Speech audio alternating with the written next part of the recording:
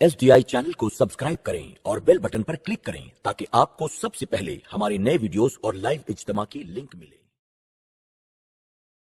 अल्हम्दुलिल्लाहि रब्बिल आलमीन वल आक़िबतु लिल मुत्तक़ीन वस्सलातु वस्सलामु अला सय्यिदिल अंबियाइ वल मुरसलीन व अला आलिहि व अस्हाबिहि त्वय्यिबीन अत्ताहिरीन अम्मा बाद फ़अऊज़ु बिल्लाहि मिनश शैतानिर रजीम बिस्मिल्लाहिर रहमानिर रहीम फ़ख़लफ़ मिन बअदिहिम ख़ल्फ़ुन अदाउस्सलाह वत्तबउश शहवात फ़सौफ़ यल्क़ौन ग़य्या सदक़ल्लाहुल अज़ीम। अस्सलातु वस्सलामु अलैका या रसूलल्लाह, अस्सलातु वस्सलामु अलैका या हबीबल्लाह, अस्सलातु वस्सलामु अलैका या नबियल्लाह, अस्सलातु वस्सलामु अलैका या नूरल्लाह व अला आलिका व अस्हाबिका या हबीबल्लाह सल्लल्लाहु तआला अलैहि वसल्लम।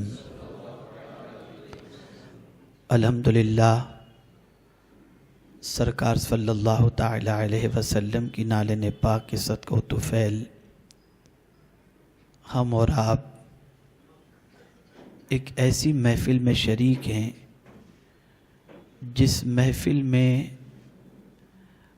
अल्लाह अज़्ज़ व जल्ल की चादर रहमत उस महफ़िल वालों पर मेरा मौला तान देता है जिस महफ़िल के अंदर दीन की कुछ बातें सीखी जाती हैं। मेरे प्यारे आका सल्लल्लाहु तआला अलैहि वसल्लम के प्यारे दीवानों,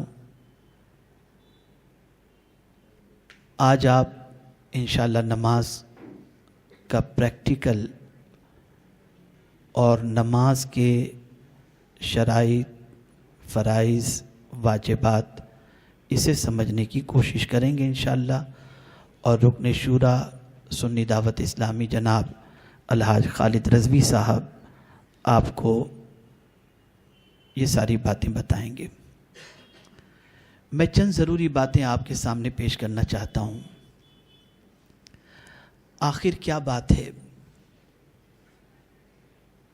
कि हमारे जो असलाफ थे, हमारे जो आबा व अजदाद थे, जो बड़े थे, जो बुज़ुर्ग थे, उनकी ज़िंदगी पुरसुकून नज़र आती थी और हम सब की ज़िंदगी में इत्मीनान नज़र नहीं आता। दूसरी चीज़, अगर हम ये देखें कि जो औलियाए कामिलीन गुज़रे हैं, बुज़ुर्गान दीन गुज़रे हैं, उनकी ज़िंदगी में कामयाबियाँ नज़र आती थी और आज मशरिक़ से लेकर मग़रिब और शुमाल से लेकर जुनूब तक मुसलमानों की तादाद ज़्यादा होने के बावजूद नाकामी क्यों नज़र आ रही है? तो कुरान ने उसको हाईलाइट किया है। कुरान ने कहा फ़ख़लफ़ मिन बअदिहिम ख़ल्फ़ुन अदाउस्सलाह, उनके बाद जो उनकी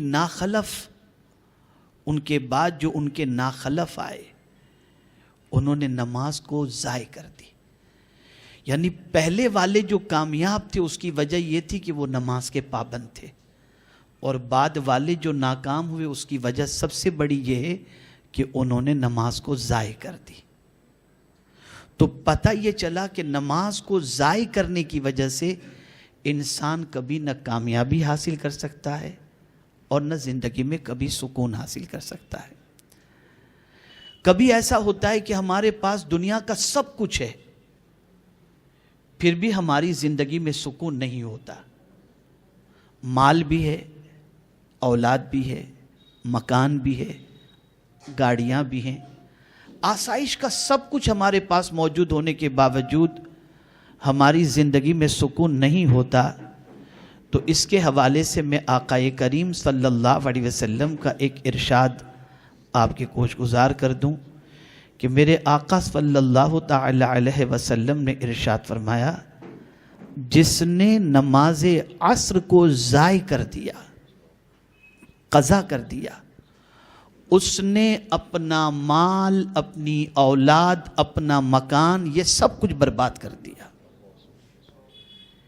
ایک وقت کی نماز، اور خاص طور پر نماز عصر کی تاکید چونکہ قرآن مقدس میں بھی آئی اور احادیث رسول صلی اللہ علیہ وسلم میں بھی آئی، تو اگر کوئی عصر کی نماز کو ضائع کر دیتا ہے تو اگر اس کے پاس مکان بھی ہے، اولاد بھی ہے، دولت بھی ہے، یہ سب کچھ ہونے کے باوجود وہ انسان دنیا کے اندر کسی اعتبار سے مطمئن نہیں رہ سکتا، اس لیے کہ وہ سب کچھ ضائع کر دیتا ہے.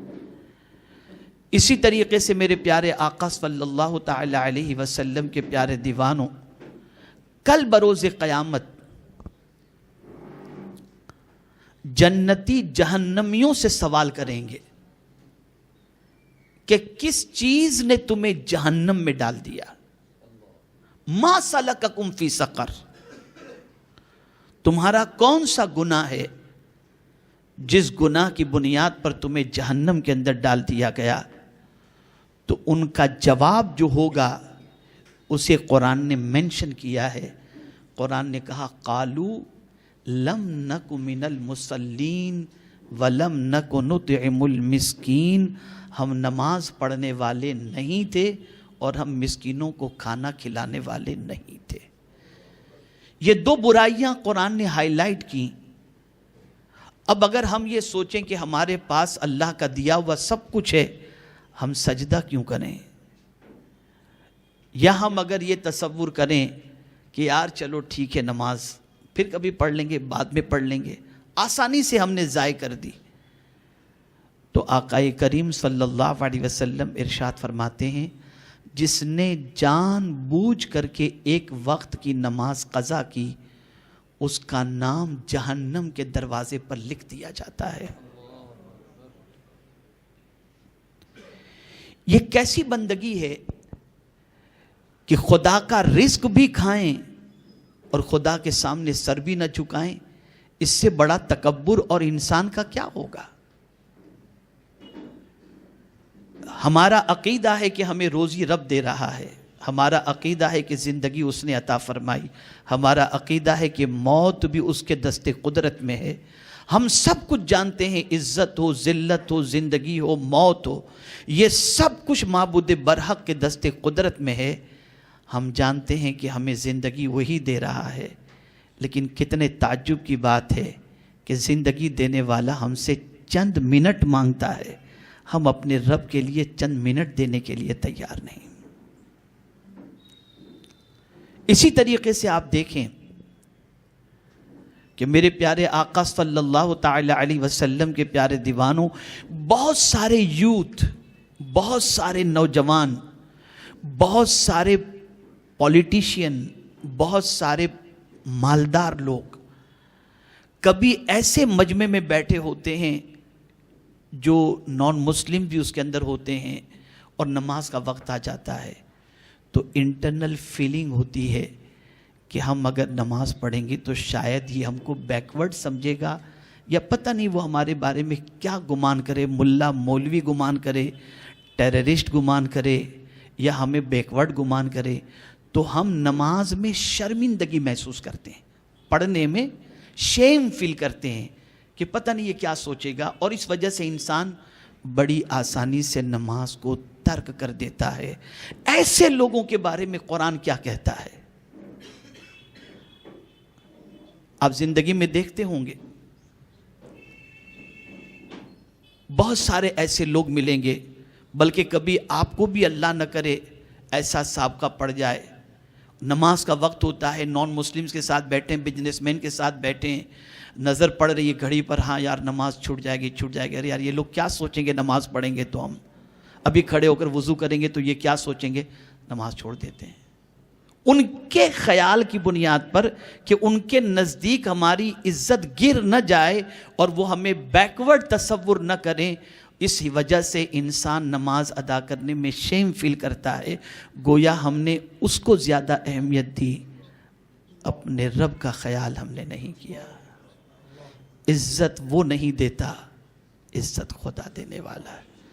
اسی لیے قرآن ایسے لوگوں کے بارے میں فرماتا ہے ان الذین یستکبرون عن عبادتی سیدخلون جہنم داخرین، بے شک وہ لوگ جو ہماری عبادت میں تکبر کرتے ہیں ان کو گھسیٹ کر عنقریب جہنم میں ڈال دیا جائے گا۔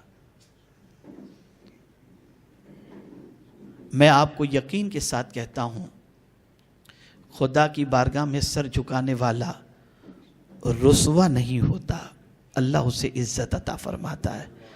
اسی لیے ڈاکٹر اقبال نے کہا یہ ایک سجدہ جسے تو گراں سمجھتا ہے، ہزار سجدوں سے دیتا ہے آدمی کو نجات۔ یعنی جو تو ایک سجدہ خدا کی بارگاہ میں کرنے میں بوجھ محسوس کرتا ہے، اگر تو یہ سجدہ کر لے، خدا کے سامنے جھک جا، تو تجھے پروردگار ہزاروں انسانوں کے سامنے جھکنے سے بے نیاز کر دیتا ہے۔ آج تباہی مسلم کی ایک سب سے بڑی وجہ جو ہے وہ نماز ترک کرنا ہے۔ جوان گھومنے گھامنے میں ترک کر دیتے ہیں، اور خاص طور پر شادی کا موقع ہو، بزنس میں مصروف ہوں، ان ساری چیزوں کی وجہ سے انسان بڑی آسانی سے نماز کو قضا کر دیتا ہے۔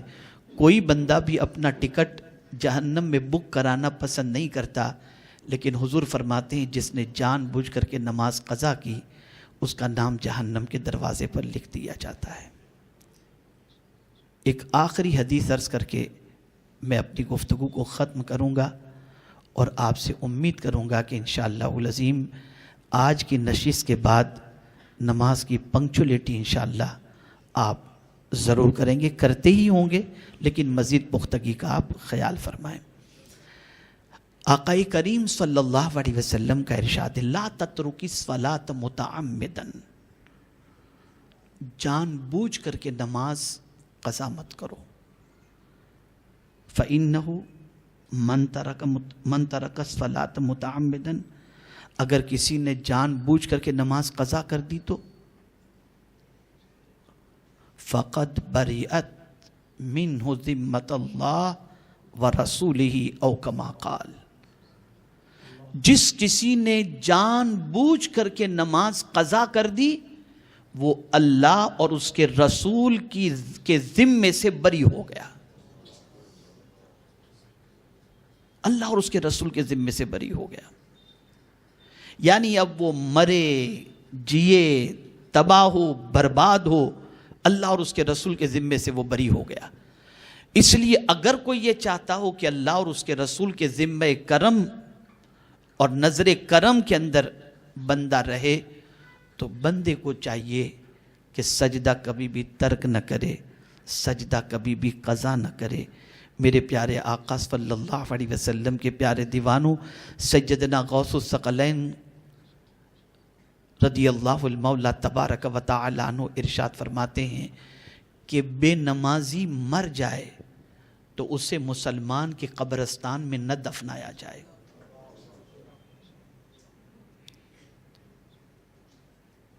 اور آقا کریم صلی اللہ علیہ وسلم ارشاد فرماتے ہیں من ترک الصلاۃ متعمدا فقد کفر، جس نے جان بوجھ کر کے نماز قضا کی اس نے کفر کیا۔ اور بعض صحابہ اور بعض مفتیان کرام تو یہاں تک فرماتے ہیں جس نے جان بوجھ کر کے نماز کی وہ اسلام سے نکل گیا، لیکن امام اعظم کے نزدیک یہ حکم نہیں ہے، وہ کافر نہیں سمجھتے۔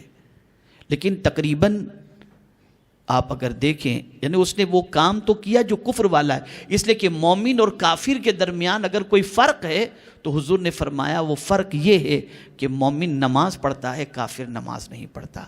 ہماری زندگی سے جو سکون ختم ہو گیا، نماز ترک کرنے کی وجہ سے. ہماری زندگی سے اطمینان جو ختم ہو گیا نماز ترک کرنے کی وجہ سے. میں آپ کو بتاؤں، ایک انسان سرمایہ دار ہے، دولت مند ہے، اس نے سوچا بڑے سے بڑے تھیٹر میں جا کر کے میں مووی دیکھوں. وہ گیا مووی دیکھنے کے لیے، 3 گھنٹے تک بیٹھ کر کے اس نے مووی دیکھی. اے سی ہال ہے، تھیٹر اے سی ہے، بیٹھ کر کے مووی دیکھا اس نے. اور مووی دیکھنے کے بعد جب وہ واپس آتا ہے 3 گھنٹے کے بعد تھیٹر سے باہر نکلتا ہے، اس کے چہرے پر تھکان کے آثار ہوں گے، وہ فریش آپ کو نظر نہیں آئے گا، اس کے چہرے پر سیاہی ہوگی. لیکن ایک ایسا شخص جو نماز کا وقت ہوا اور ایسے ویلیج کے اندر ہے جہاں ایک مسجد نظر آئی جو ٹین کی بنی ہوئی، اس کا شیڈ ٹین کا بنا ہوا ہے، اندر پنکھا بھی نہیں ہے، اور ظہر کی نماز کا وقت تھا، دوپہر کی دھوپ بھی تھی. اس نے سوچا میں نماز پڑھوں. وہ 20 منٹ ظہر کی نماز پڑھنے میں لگاتا ہے، اور 20 منٹ ظہر کی نماز پڑھ کر کے جب وہ نکلتا ہے، خدا کی قسم اس کے چہرے سے نور چھلک رہا ہوگا، اس کی طبیعت میں فریش اور سکون ہوگا. وجہ سب سے بڑی یہ ہے کہ جو سکون دینے والا رب ہے، اس سکون دینے والے رب کی بارگاہ میں اس نے سر جھکا دیا، میرے کریم نے اسے سکون کی دولت عطا فرما دی. عام دنوں میں انسان بھوکا رہے تو چہرے کا رنگ اتر جاتا ہے، روزے میں بھوکا رہے تو چہرہ معصوم سا بن جاتا ہے. یہ رب کی عبادت کے کرشمات ہیں. میرے پیارے آقا صلی اللہ علیہ وسلم کے پیارے دیوانوں، حضور صلی اللہ تعالی علیہ وسلم پر نازل ہونے والے قرآن میں رب قدیر جل جلالہ نے فرمایا کہ صرف خود ہی نماز کے پابند مت بنو، وَأْمُرْ أَهْلَكَ بِالصَّلَاةِ، اپنی اہل و عیال کو بھی، اپنے اہل و عیال کو بھی نماز کا حکم دو. تو یہ نماز آج سے یہاں پر عہد کرنا ہے، کوشش کرنی ہے کہ پنکچولیٹی کے ساتھ نماز ادا کریں گے، اور نماز ایک وقت کی بھی جان بوجھ کر کے انشاءاللہ کبھی قضا نہ کریں گے. میرے پیارے آقا صلی اللہ علیہ وسلم کے پیارے دیوانوں، نماز کی پابندی کریں گے تو اس کی برکتیں اللہ دنیا میں بھی عطا فرمائے گا اور آخرت میں بھی عطا فرمائے گا. یہاں لائٹ چلی جائے، اے سی خراب ہو جائے تو سکون نہیں ملتا. قبر کے اندر اندھیرا ہوگا، وہاں کی لائٹ کیا ہے؟ تو میرے آقا فرماتے ہیں صلی اللہ علیہ وسلم، قبر کی روشنی نماز ہے. جو نماز پڑھتا ہے اس کی قبر کو اللہ منور فرما دیتا ہے. اللہ عز و جل آقا کریم صلی اللہ علیہ وسلم کے صدقہ و طفیل مجھے آپ کو سب کو نماز کی پابندی کی توفیق نصیب فرمائے، اور ایک وقت کی بھی جان بوجھ کر کے نماز قضا کرنے سے بچنے کی توفیق نصیب فرمائے. وما علینا الا البلاغ المبین. السلام علیکم ورحمۃ اللہ وبرکاتہ. رسالت کے پروانوں، ہر سنیچر کو بعد نماز عشاء سنی دعوت اسلامی کے عالمی مرکز اسماعیل حبیب مسجد میں سنی اجتماع ہوتا ہے. تو آپ حضرات پابندی کے ساتھ اس میں شرکت فرمائیں. سنی دعوت اسلامی کی ویب سائٹ sunnidawatisllami.net پر وزٹ کریں اور بہت ساری دینی معلومات حاصل کریں.